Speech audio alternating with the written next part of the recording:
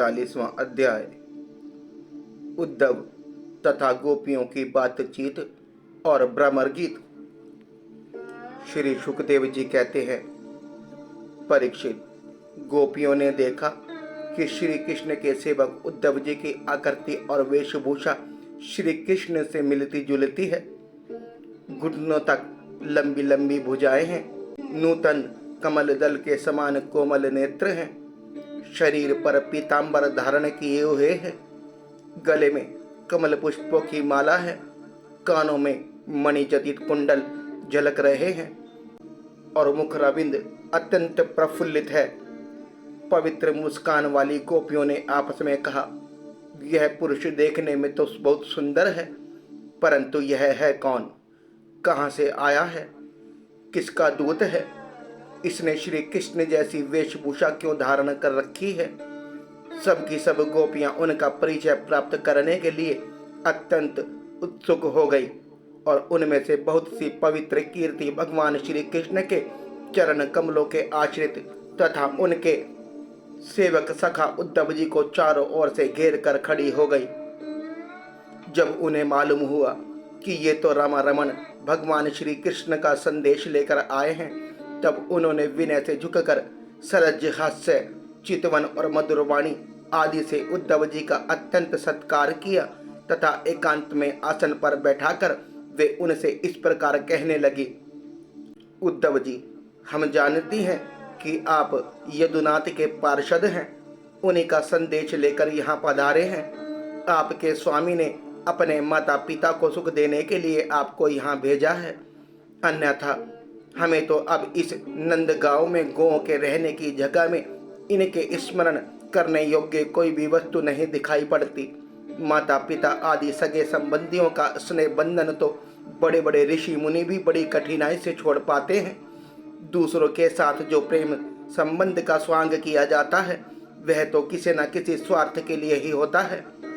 भौरों का पुष्पों से और पुरुषों का स्त्रियों से ऐसा ही स्वार्थ का प्रेम संबंध होता है। जब वैश्या समझती है कि अब मेरे यहाँ आने वाले के पास धन नहीं है, तब उसे वह धता बता देती है। जब प्रजा देखती है कि यह राजा हमारी रक्षा नहीं कर सकता, तब वह उसका साथ छोड़ देती है। अध्ययन समाप्त हो जाने पर कितने शिष्य अपने आचार्यों की सेवा करते हैं। यज्ञ की दक्षिणा मिली कि ऋषि लोग चलते बने।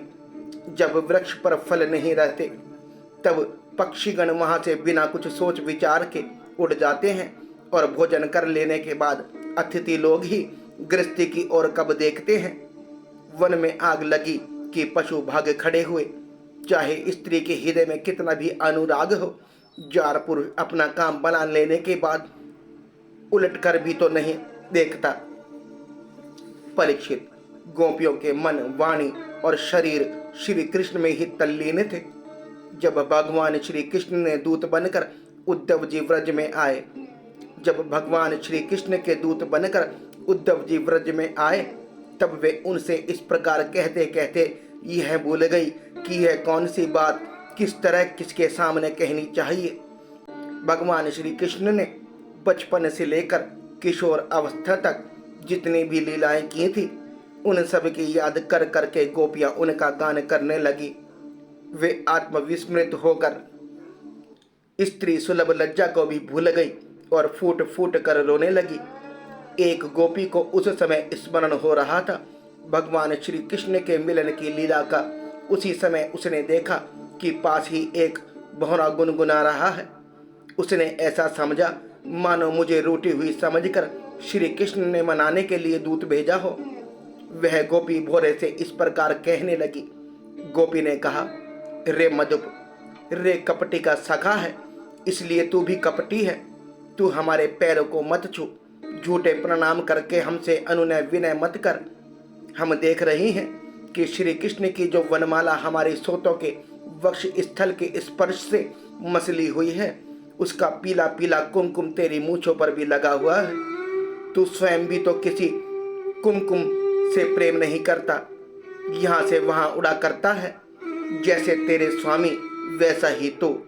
मधुपति श्री कृष्ण मथुरा की मानिनी नायकों को मनाया करे उनका वह कुमकुम रूप कृपा प्रसाद जो यदुवंशियों की सभा में उपहास करने योग्य है अपने ही पास रखे। उसे तेरे द्वारा यहाँ भेजने की क्या आवश्यकता है? जैसा तू काला है वैसा ही वे भी है। तू भी पुष्पों का रस लेकर उड़ जाता है, वैसे ही वे भी निकले। उन्होंने हमें केवल एक बार, हाँ ऐसा ही लगता है, केवल एक बार अपनी तनिक सी मोहिनी और परम मादक अधुर सुधा पिलाई थी और फिर हम भोली भाली गोपियों को छोड़कर वे यहाँ से चले गए। पता नहीं सुकुमारी लक्ष्मी उनके चरण कमलों की सेवा कैसे करती रहती है। अवश्य ही वे छैल छबीले श्री कृष्ण की चिकनी चुपड़ी बातों में आ गई होगी। चित्त चोर ने उनका भी चित्त चुरा लिया होगा। अरे भ्रमर, हम वनवासिनी हैं, हमारे तो घर द्वार भी नहीं है। तुम हम लोगों के सामने यदुवंश शिरोमणि कृष्ण का बहुत सा गुणगान क्यों कर रहा है? यह सब भला हम लोगों को मनाने के लिए ही तो, परंतु नहीं नहीं, वे हमारे लिए कोई नए नहीं हैं। हमारे लिए तो जाने पहचाने बिल्कुल पुराने हैं।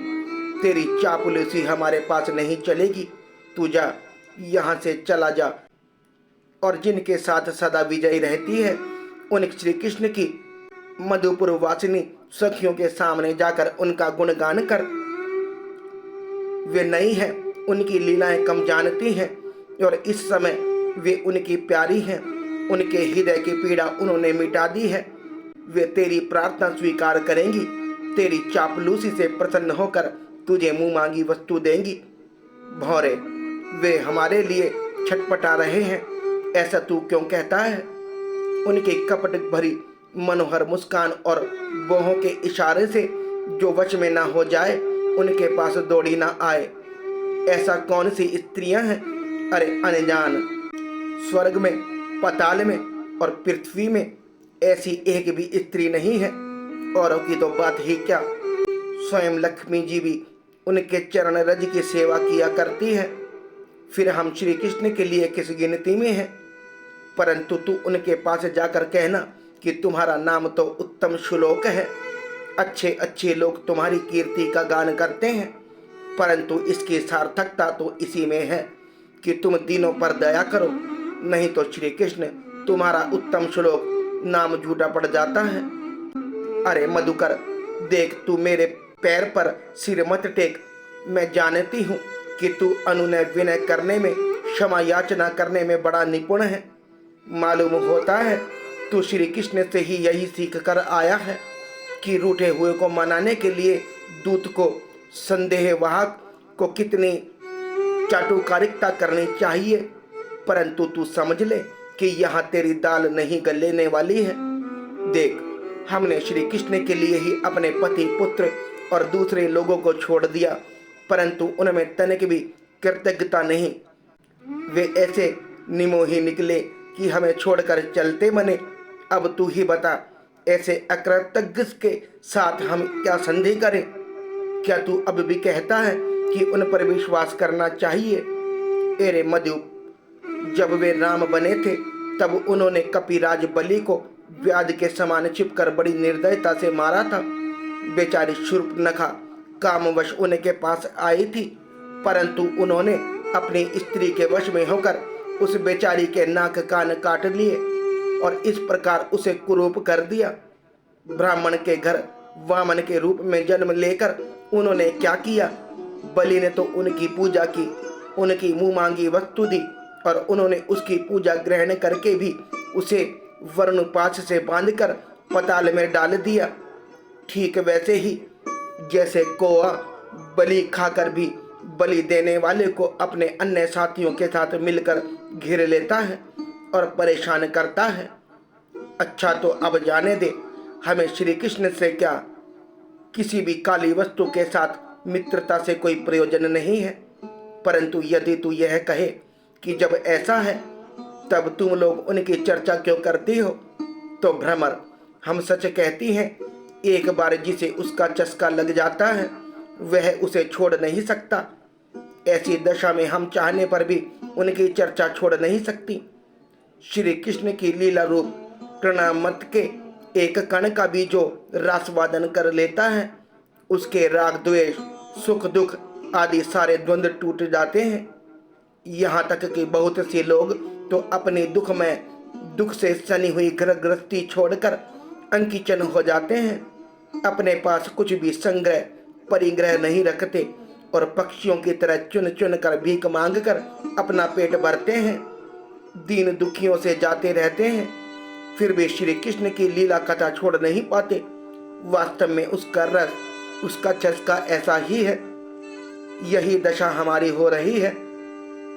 जैसे कृष्ण सार मर्ग की पत्नी भोली भाली हरिणियों के व्याध के सुमधुर गान का विश्वास कर लेती है और उसके जाल में फंसकर मारी जाती है, वैसे ही हम भोली भाली गोपियां भी उस छलिया कृष्ण की कपट भरी मीठी मीठी बातों में आकर उन्हें सत्य के समान मान बैठी और उनके नख स्पर्श से होने वाली काम व्याधि का बार बार अनुभव करती रही। इसलिए श्री कृष्ण के दूत भौरे, अब इस विषय में तू और कुछ मत कह। तुझे कहना ही हो तो कोई दूसरी बात कह। हमारे प्रियतम के प्यारे सखा, जान पड़ता है तुम एक बार उधर जाकर फिर लौट आए हो। अवश्य ही हमारे प्रियतम ने मनाने के लिए तुम्हें भेजा होगा। प्रिय भ्रमर, तुम सब प्रकार से हमारे माननीय हो। कहो तुम्हारी क्या इच्छा है, हमसे जो चाहे सो मांग लो। अच्छा तुम सच बताओ, क्या हमें वहां ले चलना चाहते हो? अजी उनके पास जाकर लौटना बड़ा कठिन है। हम तो उनके पास जा चुकी हैं, परंतु तुम हमें वहां ले जाकर करोगे क्या? प्यारे भ्रमर, उनके साथ उनके वक्ष स्थल पर तो उनकी प्यारी पत्नी लक्ष्मी जी सदा रहती हैं, तब हमारा निर्वाह कैसे होगा? अच्छा हमारे प्रियतम के प्यारे दूत मधुकर, हमें यह बतलाओ कि आर्यपुत्र भगवान श्री कृष्ण गुरुकुल से लौटकर मधुपुरी में अब सुख से तो है ना? क्या वे कभी नंद बाबा, यशोदा रानी, यहाँ के घर सगे संबंधी और ग्वाल बालों के भी याद करते हैं? और क्या हम दासियों की भी कोई बात कभी चलाते हैं? प्यारे भ्रमर, हमें यह भी बतलाओ कि कभी वे अपनी अगर के समान दिव्य सुगंध से युक्त भुजा हमारे सिरों पर रखेंगे? क्या हमारे जीवन में कभी ऐसा शुभ अवसर भी आएगा?